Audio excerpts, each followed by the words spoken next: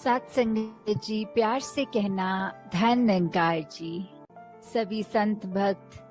निरंकार प्रभु परमात्मा की जहाँ महिमा गा रहे हैं, कैसे ये हर संत को जहाँ एक दूसरे से, पूरे संसार से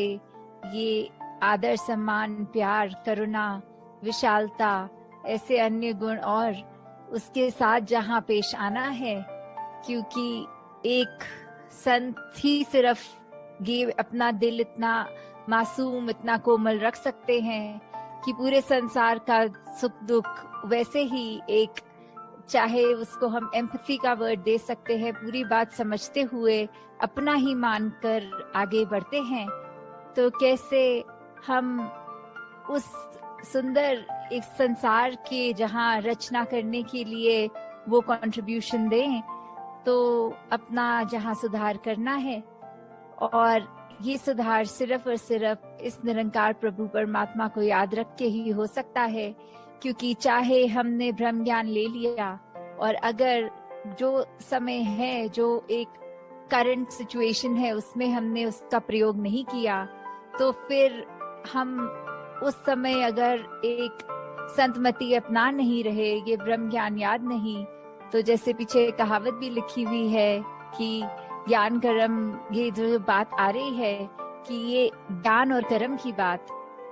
तो ज्ञान पे ही हमेशा चलना। अब अगर हम ध्यान से सोचें तो ज्ञान ये तो निरंकार की पहचान है, तो अब निरंकार की पहचान को कर्मों में कैसे लाएं? तो वही है हमारी इंटेंशन। हम अगर स्वयं को निरंकार के साथ जोड़ के रखेंगे तो जो भी कर्म होंगे वो हम इंटेंशनली गलत नहीं करेंगे। तो स्वयं ही बात वो हो गई कि इस निरंकार को जब हर चीज में शामिल किया तो एक एक पल हमारा ये सुंदर बनता गया। एक एक पल हम सिर्फ लोगों की आंसू पोंछ रहे हैं, खुशियां दे रहे हैं, हर एक के लिए अपने दिल में एक उद्गार लिए, एक हर एक के लिए मन में अच्छाई। और ये जैसे सिचुएशंस कभी आती हैं, जैसे आजकल ये कोरोना के लिए अपने आप ही दिल से अरदास हर एक के लिए निकल रही है, तो ऐसी हमें सिचुएशंस आने पर ही क्यों रियलाइजेशन हो कि सभी का ही एक परोपकार करना है और भला मांगना है संसार का। ये तो अगर हम संत हैं, ये ब्रह्म ज्ञान की दात झोली में है, तो फिर तो हर हमारी कामना हर पल ऐसी ही होनी चाहिए। कैसे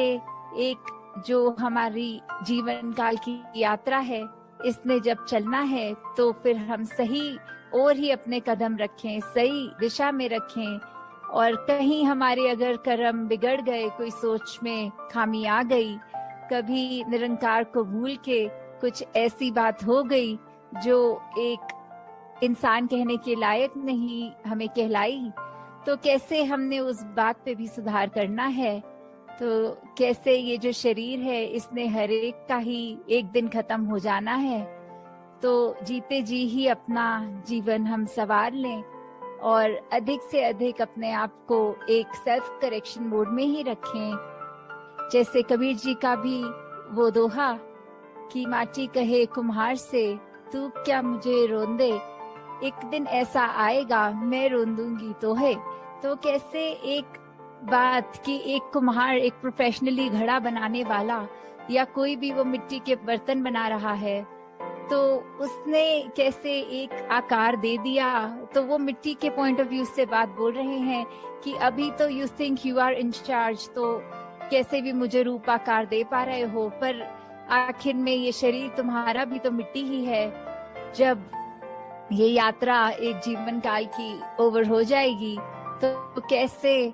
फिर एक मिट्टी का ही रूप बन जाना है, और फिर एक वो जो डिकम्पोजिशन ऑफ द बॉडी की बात हो, तो कैसे वो एक मिट्टी ही बन जाएगी। तो फिर एक ये ना कभी भी हम सोचें कि कुछ भी हम करने वाले हैं, कर्ता धर्ता हम हैं, हम किसी चीज के लिए करने का एक ये नॉलेज रखते हैं, एक कला रखते हैं। नहीं, ये सब परमात्मा की ही देन है। और जब तक हम इस बात का एहसास करेंगे तो ही हम एक अपने कर्मों में वो अहंकार तज के एक ऐसे हम्बल एक भावना के साथ ही कर पाएंगे। नहीं तो जिस पल हमने ये मान लिया कि हमसे अच्छा कोई और इस कार्य को नहीं कर सकता, तो फिर अपनी ईगो पे कैसे हमें अगर अभिमान रहे तो फिर वो टूटने में भी एक पल नहीं लगता। फिर इस निरंकार में कोई ऐसा स्वभाव रचना है कि वहीं हमें अपना आईना स्वयं साफ दिख जाएगा और पता लग जाएगा हम कितने पानी में खड़े हैं। तो ऐसे सिचुएशंस अगर आए भी तो कैसे, अगर उन कुछ क्षणों के लिए निरंकार भूला भी तो कैसे वही स्विमिरन, वही उसी समय कर लेना, अपनी भूलों को बख्शवा देना कि अगर हम इसको भूले